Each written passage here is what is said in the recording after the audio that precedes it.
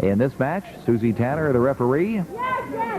Tenta and Davis. And immediately, look at this as Dave Scott, right off the top of the match, tries to go to work on John Tenta, and I think that might have been a relatively large mistake here, Morrow. It certainly was, Ed.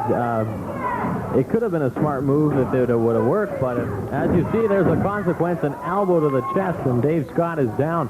And if I could just make a quick comment about the preceding match that we just witnessed, that was one of the most disgusting, if not the most disgusting act I've ever seen in professional wrestling. And I am going to push for immediate action against Diamond Timothy Flowers, and if it was left up to me, I would go so far as to maybe possibly strip him of his world title, because there's no need for that in professional wrestling.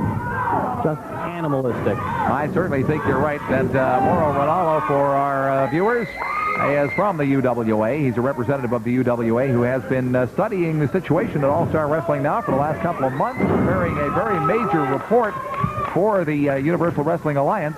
And it shall be interesting to see what that report is. It will also be interesting to see if we can get some action from that report, Mauro. I certainly hope so, Ed, because I'm sure the fans and the viewers are sick and tired of seeing the actions taken by Diamond Timothy Flowers, John Sayers, and so on. Well, right here you see Dave Scott going to work on Rick Davis. Now, if there's at least a good thing about this match, I don't see any Fuzzy Sayers. I don't see any Neil Drumstick or anybody like that walking around the ring. That can give me a break. I think Colonel Sanders asked for Neil Drumstick, Ed, so that's probably why you don't see him around here. That's a pretty good point, but you know, Colonel Sanders usually has quality chickens, and I don't think Neil would fit that category. You have a point there. Well, here's Davis now taking over on Rivera. This guy's a big fella as well. Ripper Rivera, 260 pounds, and I think maybe he suffers a little bit from the Dave Scott School of Wrestling. Spends too much time on his beard and his hairdo and not enough time working out. Too much time trying to look pretty and not enough time working out in the gym, possibly on his wrestling. Oh, and a double clothesline from Tenta and Davis, and that tags Mr. Rivera right in the chest. Now here's Rivera coming off the ropes. I'm kind of wondering what has happened to Gary Allen, whether he'll be here for future matches today or what the situation is and what exactly the UWA is going to do to a Diamond Timothy Flowers. I mean, striking a referee with a chair obviously has to warrant some kind of very severe reprimand. I think something in the neighborhood of a severe fine is in order, but like I say, if that kind of action continues, all I can say is that the UWA should take some severe action so far as to maybe strip him, Ed. Well, that certainly would be interesting to see that happen. And I think that that could be the alternative, and it will be interesting to see what the UWA does. I know there's going to be some repercussions on Diamond Timothy Flowers. You can't do that and forget about it. Look at Rick Davis pick that man up. Gave him a good power slam and has Rivera stunned right now. Always amazes me. You know, Davis, again, 187-pounder. Yeah, he's obviously in really good shape, works out well. But to pick up a guy like Rivera at 260 pounds so convincingly and slam him like that, you got to be strong. It takes a lot in the neighborhood of stamina and strength, Ed, and he's got it all. There he is, clocks him with an elbow. Gets that elbow up there. Back across the ring. Flying drop kick from Davis, lands it beautifully. You know, oh, look at this. I thought Davis was going to just land a haymaker on Dave Scott there for a second, but he's not going to bother. He's going to just bring in Big John. And you mean big, I'm sure, Ed, because this man is absolutely huge. And there he goes with the elbow. How big this man is. Sometimes I forget to say that. Marl, thank you for reminding me that Big John Tenta is 370 pounds. And there's 6'6". And over-the-shoulder backbreaker, which could be a submission hold. Yes, it is. No question. That is the end of it. A submission from Rivera. You don't see that very often, the over-the-shoulder backbreaker like that. And as that wind has been taken from him, Roberts now. Smashing blow to the side of the jaw, snapmare that takes Blair to the canvas, a lateral press. Blair powers out. Referee Bill Alfonso watching carefully now.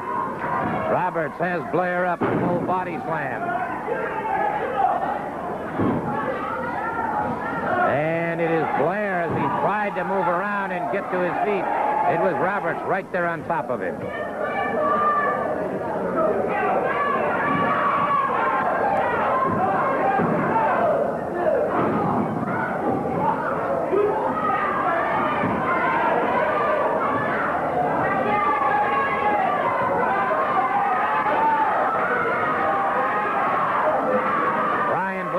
coming slowly.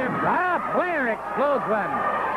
Right under the heart, and another one across the midsection of Snake Roberts. Snake Roberts with a forearm across the back. Another one. A rabbit punch behind the head. Another one.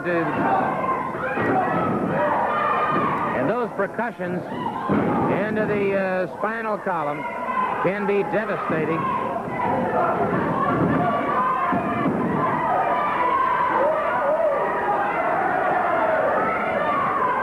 Blair.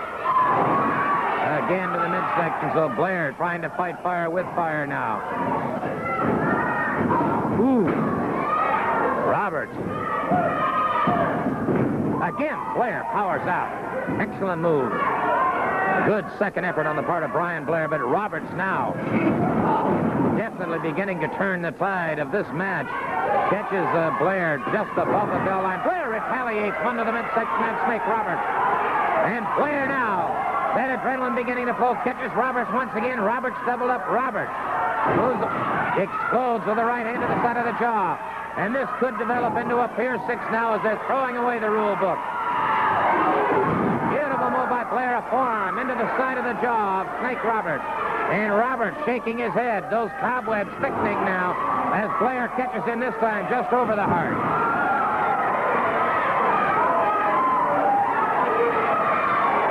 Brian Blair continues to punish Snake Roberts.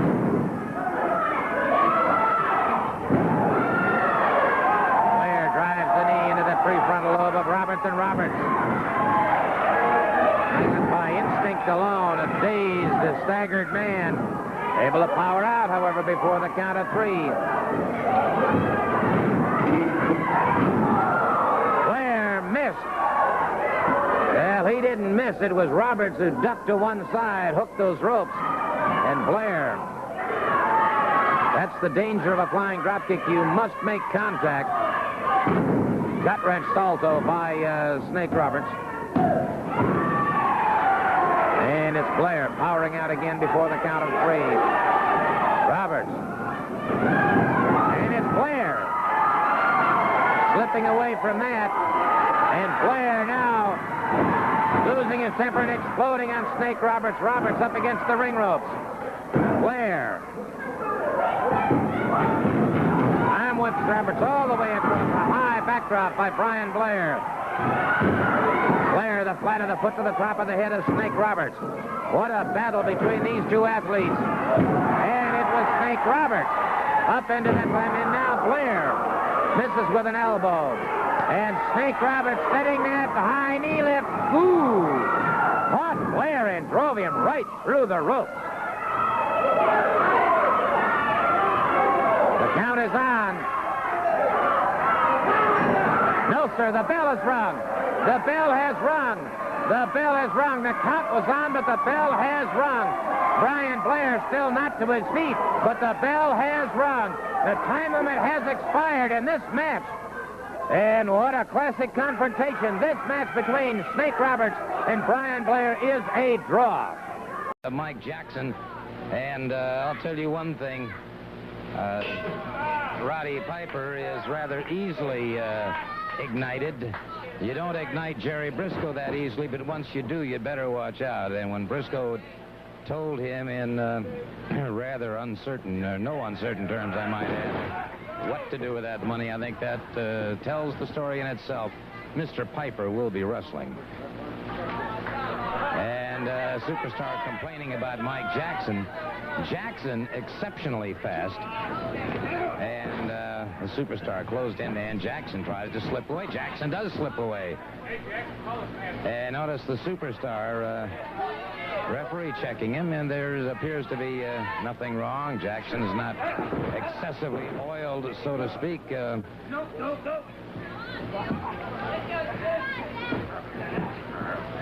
Good takedown by the Superstar.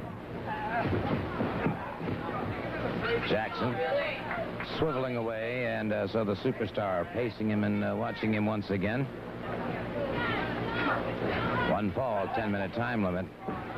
Jackson giving away weight, height, and size here. Ooh, caught that time. And caught again across the back. And this is the thing, of course, about the Superstar. Once he does make contact, he's an exceptionally dangerous individual.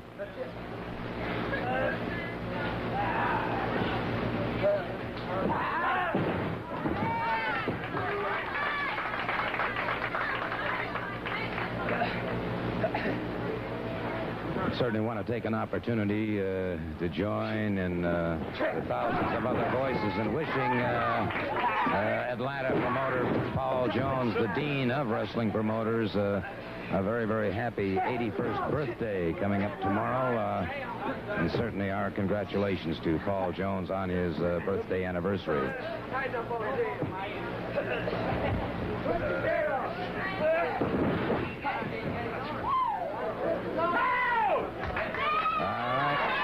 You heard a sudden spurt of energy from the crowd here, and if you just outside the camera range, Mr. Wrestling number 2, there you see him, has suddenly appeared and is studying the superstar. Look at the tremendous strength of the superstar. Brings Jackson. Got him, and Jackson in trouble now. And the superstar starts to move outside the ring momentarily. A war of... Aha! Jackson caught the superstar. The clock takedown. Superstar tried to turn that to his own advantage. What I tell you about... And Wrestling 2 suddenly got up and left. Interesting. A war of nerves between the superstar and Wrestling 2. Jackson in trouble up on those ring ropes. Yep, the superstar was looking around, trying to figure out what happened to Wrestling 2, and this obviously has him somewhat unnerved. Jackson moves back into the ring area again, and the superstar punishes him. Chancery by the superstar on Jackson. Jackson slips away from it very nicely. Escapes, and now it's Jackson.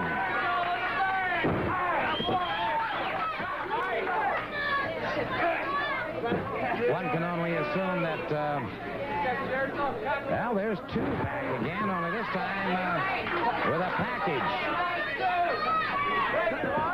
Wrestling 2 with a package on his lap.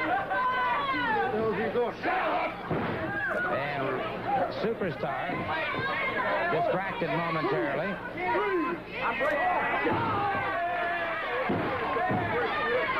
Now, of course, some heavy punishment on Jackson, and Jackson hurdled from the ring once again. And again, the superstar obviously troubled by the appearance. There you see the package that Wrestling 2 holding in his lap. Put your nose down my damn neck. Hey, wait a minute. Yep. Interesting battle of nerves.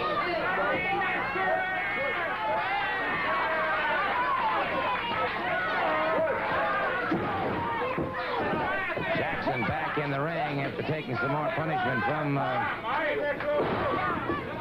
superstar, and it is the superstar missing. Jackson connects. Jackson connects again and again, and Jackson now may have the superstar in trouble.